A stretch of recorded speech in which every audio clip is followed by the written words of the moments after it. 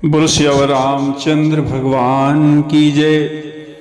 बड़ी सुंदर कथा चल रही है। जब भगवान का वनगमन हुआ, प्रभु कहते भारद्वाज जी के आश्रम से आगे निकले और यमुना जी के तट के जो ग्राम के निवासी हैं वो मार्ग में प्रभु को मिलते हैं। बड़ा स्नेह है।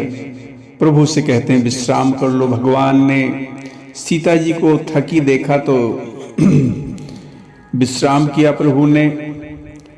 और वहाँ लोग सब भगवान को चारों तरफ से खड़े होकर भगवान के सौंदर्य माधुर्य का दर्शन कर रहे हैं। ग्राम की बधूटियां सीता जी से कुछ प्रश्न किया, ये दोनों राजकुमार कौन है? सीता जी ने उसका उत्तर दिया। बड़ी प्रसन्न हो गई, सीता जी को आशीर्वाद दिया। तब कहते हैं प्रभु का रुख देखकर लक्ष्मण जी ने उन गांव वालों से मार्ग पूछा तो सब कहते बड़े दुखी हो गए कि अब चले जाएंगे। मिटा मोद मन भय मलीने विधि निधि दीन लेत जनु छीने। जैसे ही लक्ष्मण जी ने रास्ता पूछा वैसे सब गांव वाले बड़े दुखी हो गए, उनका आनंद मिट गया, मन उदास हो गए। मानो कहते विधाता ने दी हुई संपत्ति छीन ली हो। समुझी करम गति धीरज कीन्हा सोधि सुगम मगु तिन कहूं तन कहीं दीना। कहते हैं लेकिन वो गांव वाले धैर्य धारण किए और अच्छी तरह निर्णय करके भगवान को सुगम मार्ग वो लोग बतलाए। लखन जानकी सहित तब गवन कीन्ह रघुनाथ और फेरे सब प्रिय बचन कही लिए लाई मन साथ। कहते हैं तब लक्ष्मण जी जानकी जी सहित श्री रघुनाथ जी ने वहां से आगे वन गमन किया। सब लोगों को प्रभु ने प्रिय वचन कहकर लौटाया, किंतु कहते हैं उनके मनों को अपने साथ लगा लिया। इसका अर्थ है कि उन सब ग्रामवासियों का मन प्रभु में लगा हुआ है। फिरत नारी नर अति पछताही और दई दोष देहि मन माही। सहित विषाद परस पर कही विधि कर तब उलटे सब आई। लौटते हुए कहते हैं वो स्त्री पुरुष कहते बहुत पछताते हैं, मन ही मन में देव को दोष देते हैं। बड़े विषाद के साथ आपस में कहते हैं कि विधाता ने सारे काम, कहते हैं विधाता के सब काम उल्टे हैं। क्या? निपट निरंकुश निठुर निसंकु जेहि सस कीन्ह सरुज सकलंकु। रूख कलप तरु सागर खारा तेहि पठे बन राजकुमारा। कहते विधाता ने बिल्कुल स्वतंत्र होके निर्दय है और स्वतंत्र है, निडर है। जिसने कहते चंद्रमा को रोगी बनाया, घटने बढ़ने वाला, और कलंकी बनाया। कहते कल्प वृक्ष को पेड़ बनाया और समुद्र को कहते खारा बनाया। उन्हीं ने कहते हैं राजकुमारों को वन में भेजा है। जो पे इन्हीं दीन बनवासु और कीन्ह बादि विधि भोग बिलासु। ये बिच रही मग बिनु पद त्राना रचे बादि विधि बाहन नाना। कहते हैं जब विधाता इनको वनवास दे दिया है तो उसने भोग विलास व्यर्थ में ही बनाए। जब ये बिना जूते के नंगे पैर रास्ते में चले जा रहे हैं तो विधाता ने अनेकों वाहन सवारियां व्यर्थ में ही बनाई हैं। इस प्रकार की बातें कहते हैं वो ग्रामवासी कर रहे हैं। ये मही पर ही दास कुश पाता, सुभग सेज कत सृजत विधाता। तरुवर बास इनहि विधि दीन्हा, धवल धाम रचि रचि श्रम कीन्हा। कहते हैं कि जब ये कुछ पत्ते बिछाकर जमीन पर ही पड़े रहते हैं तब कहते विधाता ने सुंदर सेज पलंग बिछौने किस लिए बनाता है। विधाता ने जब इनको बड़े बड़े पेड़ों के नीचे का निवास दिया है तब विधाता उज्जवल महलों को बना बनाकर व्यर्थ में ही परिश्रम किया। जो वे मुनि पट धर जटिल, सुंदर सुठी सुकुमार। और विविध भांति भूषण बसन, बाद किए करतार। कहते हैं कि जो ये सुंदर और अत्यंत सुकुमार होकर भी मुनियों को वल्कल वस्त्र पहनते, मुनियों जैसे जटा धारण करते हैं, तो फिर कहते हैं विधाता ने भांति भांति के गहने कपड़े व्यर्थ में ही बनाए हैं। जो वे कंद मूल फल खाही, बाद सुधादि असन जग माही। कहते हैं जो ये कंद मूल फल खाते हैं तो जगत में अमृत आदि इतने अच्छे स्वादिष्ट भोजन व्यर्थ हैं। एक कहीं ये सहज न सुहाए, आप प्रगट भय विधि न बनाए। जब इस तरह की बात एक आपस में लोग कर रहे हैं कि विधाता ने ऐसा किया, विधाता ने वैसा किया, तो कहते एक बड़े चतुर हैं, वो कहते हैं कि ऐसा है, ये तो स्वभाव से ही बड़े सुंदर हैं, इनका सौंदर्य माधुर्य नित्य और स्वाभाविक है, इनको ब्रह्मा जी ने नहीं बनाया। फिर ये अपने आप प्रकट हुए हैं। जहां लगी वेद कही विधि करनी, श्रवण नयन मन गोचर बरनी। कहते हमारे कानों, नेत्रों और मन के द्वारा अनुभव में आने वाला विधाता की जो भी करनी है, जहां तक वेदों ने वर्णन करके कहा है, कहते हैं वहां तक 14 लोक में कहते ढूंढ के देखो। देखहु खोजी भुवन 10 चारी, और कहां से पुरुष कहां से नारी। बड़ी सुंदर बात कहते हैं गांव वाले। कहते 14 भुवन में खोज के जरा देख तो लो, ऐसे पुरुष ऐसी स्त्रियां कहां हैं, कहीं भी नहीं है। इसी से सिद्ध है कि ये विधाता के द्वारा नहीं निर्मित हुए हैं। नहीं देखी विधि मन अनुरागा, पटतर जोग बनावे लागा। किन्ह बहुत श्रम एक नाए, तेहिर साबन आनि दुराए। कहते हैं बड़ी सुंदर बात गांव वाले कहते हैं कि इन्हें देखकर विधाता का मन बिल्कुल मुग्ध हो गया, और तब कहते हैं और इनकी उपमा इन्हीं के योग्य दूसरी स्त्री पुरुष बनाने का विधाता प्रयास करने लगा। लेकिन बड़ा प्रयास किया, लेकिन वो बना नहीं पाया, इनकी तरह नहीं बना पाया। और कहते इसी ईर्ष्या के मारे कि विधाता ने इनको जंगल भेज दिया है, वहां जंगल में लाकर इनको छिपाना चाहता है। एक कहीं हम बहुत न जानही, आप ही परम धन्य करि मानही। ते पुण्य पुंज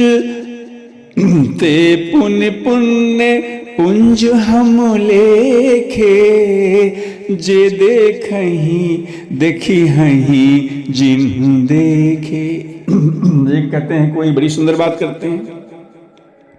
कहते भाई आप लोग जितना अपना दिमाग लगाना है लगाइए, जितना सोचना है सोचिए, लेकिन हम तो बहुत जानते नहीं, हमें तो इतनी जानकारी नहीं है। लेकिन हाँ, अपने को धन्य अवश्य मानते हैं। क्यों?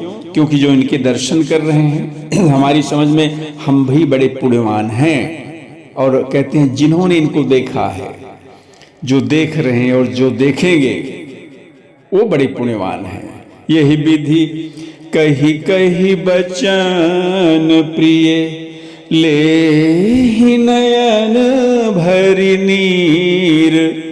और किमि चली है मार्ग अगम, सुठी सुकुमार शरीर। कहते ग्रामवासी इस तरह प्यारी प्यारी बातें कहकर सब अपने नेत्रों में जल भर लेते हैं। कहते हैं कि ये तो बड़ी सुकुमार है, अत्यंत सुकुमार है, इनका शरीर बड़ा कोमल है, दुर्गम रास्ता है। अरे मार्ग में ये कैसे चलेंगे? नारी स्नेह बिकल बस होही, और चकई सांझ समय जनु सोही। मुनि पद कमल कठिन मग जानी, मृदु पद कमल कठिन मग जानी। गहबरी हृदय कहीं बरबानी। स्त्रियां कहते हैं बड़े स्नेह के वश व्याकुल हो जाती हैं इनको देखकर। जैसे कहते संध्या के समय चकवी दुखी हो जाती हो। इनके कहती इनके चरण कमलों को कोमल तथा मार्ग को कठोर जानकर हृदय में कहते हैं, वो सब कहती हैं, बड़ा व्यथित हो जाती हैं, दुखी हो जाती हैं और कहती हैं कि परशत मृदुल चरण रुनारे, सकुचति मही जिमी हृदय हमारे। जो जगदीश विनहि बन दीन्हा, कस न सुगम मैं मार्ग कीन्हा। कहते इनके कोमल लाल लाल जो चरण हैं, इनको छूते ही पृथ्वी सकुचा जाती है, जैसे हमारे हृदय सकुचा रहे हैं। जगदीश्वर ने इन्हें वनवास जब दिया है तो सारे रास्ते को कहते हैं पुष्पमय क्यों नहीं बना दिया। जो मांगा पाइए विधि पाही, और ये रखी है सखी आँखिन माही। यदि ब्रह्मा से मांगने से कुछ मिल जाए तो हे सखी, हम तो ब्रह्मा जी से बस यही मांगना चाहते हैं, क्या कि इन्हें अपने आंखों में ही हम रखें। जे नर नारी न अवसर आए, और तिन्ह सिए राम न देखन पाए। कहते जो स्त्री पुरुष इस अवसर पर वहां पर नहीं आए, वो श्री सीताराम जी को नहीं देख सके। सुन बाद में वो लोग आए ना, तो सुनि स्वरूप बुझहि अकुलाई, अब लगी गए कहाँ लगी भाई। समरथ धाई बिलो कहीं जाई, प्रमुदित फिरहि जन्म फल पाई। कहते हैं उनके सौंदर्य को सुनकर सब लोग बताते हैं ना कि बड़े सुंदर हैं, बड़े सौंदर्य माधुर्य है उनका। तो कहते हैं उनके सौंदर्य को सुनकर बड़े व्याकुल होकर पूछते हैं कि ये तो बताओ कहाँ तक गए होंगे, कितनी देर पहले यहां से गए। कहते जो समर्थ हैं, जो युवा हैं, वो दौड़ते हुए चले जाते हैं भगवान के पीछे, जाकर उनके भगवान के दर्शन कर लेते हैं। जन्म का फल पाकर विशेष बड़े आनंदित होकर लौटते हैं। अबला बालक वृद्ध जन कर्मी जही पछताही, हो ही प्रेम बस लोग इमी राम जहाँ जहाँ जाही। कहते हैं जो अबला स्त्रियां हैं, बच्चे बूढ़े दर्शन न पाने से कहते हाथ मलते पछताते हैं, कैसे दौड़ भी नहीं पाते। इस प्रकार जहां जहां श्री रामचंद्र जी जाते हैं वहां सब कहते हैं लोग प्रेम के बस में हो जा रहे हैं। गांव गांव वस होई आनंदु, देख भानुकुल कैरव चंदू, जे कछु समाचार सुनी पावही, त्रे नृपरानी दोष लगा वहीं। कहते इस प्रकार भगवान के दर्शन को कर कर गांव गांव में जो भी प्रभु को देख लेता है, गांव गांव में ऐसा आनंद हो रहा है। कहते जो कुछ समाचार लोग पाते हैं जो नहीं देख तो राजा रानी को दोष भी लगाते हैं। कितने सुंदर सुकोमल ऐसे सुंदर राजकुमारों का रे क्यों वन में भेज दिया राजा रानी ने। कहीं एक अति भल नर नाहूं, और दीन हम ही जोई लोचन लाहू। लेकिन एक देखो, जब वो कहते हैं, एक तो कहते हैं राजा रानी ने ठीक नहीं किया, तो एक दूसरे उसमें से कहते हैं नहीं राजा ने तो राजा जी तो बहुत अच्छे हैं। क्यों अच्छे हैं? कि जिन्होंने इनको वन में भेज दिया तभी तो हमने नेत्रों का अपने लाभ लिया। कहीं परस पर लोग लोगाई, बातें सरल स्नेह सुहाई। इस प्रकार स्त्री पुरुष आपस में सीधी स्नेह भरी सुंदर बातें कर रहे हैं। ते पितु मातु धन्य जिन्ह जाए, और धन्य सो नगरु जहां ते आए। कहते हैं वे माता पिता धन्य है जिन्होंने इन्हें जन्म दिया है, वो नगर धन्य है जहां से आए हैं। धन्य सो देश शैल बन गाँव, जहाँ जहाँ जाही धन्य सोई ठाम। वह देश कहते वह देश पर्वत वन गांव धन्य है, वो सारा स्थान धन्य है। कहाँ? जहाँ जहाँ ये जाते हैं। सुख पायो बिरंच रचिते ही, ये जही के सब भांति स्नेही। ब्रह्मा जी ने कहते हैं इनको रचकर बड़ा सुख पाया है, जिसके श्री रामचंद्र जी सब प्रकार से स्नेही हैं। ब्रह्मा ने कहते हैं उनको रचकर, किनको? जिनके स्नेही हैं ये। राम लखन पथि कथा सुहाई, रही सकल मग कानन छाई। पथिक रूप श्री राम लक्ष्मण जी की ये सुंदर कथा सारे रास्ते में जंगल में छाई हुई है। यह विधि रघुकुल कमल रवि, मग लोगन सुख देत, और जाहि चले देखत विपिन, सिए सौमित्र समेत। कहते इस प्रकार भगवान श्री रामचंद्र जी मार्ग में सब लोगों को सुख देते हुए, अपने दर्शन देते हुए, सीता जी सहित, लक्ष्मण जी सहित प्रभु कहते वन को देखते हुए चले जा रहे हैं। आगे राम लखन बन पाछे, तापस बेस विराजत काछे, उभय बीच सिए सोहति कैसे, ब्रह्म जीव बिच माया जैसे। आगे आगे श्री राम जी चल रहे हैं, पीछे लक्ष्मण जी चल रहे हैं, तपस्वियों को वेश बनाए हुए हैं। और कहते हैं दोनों के बीच में सीता जी चल रही हैं। कैसे सुशोभित हैं, जैसे ब्रह्म और जीव के बीच में माया। बहुरी कहूँ छवि जस मन बसई, जन मधु मदन मधिरति लसई। गोस्वामी जी लिखते हैं कि और एक छवि मैं आपसे कहता हूं जो मन में बसती है, वो क्या, मानो बसंत ऋतु कामदेव के बीच में रति कामदेव की स्त्री शोभित हो।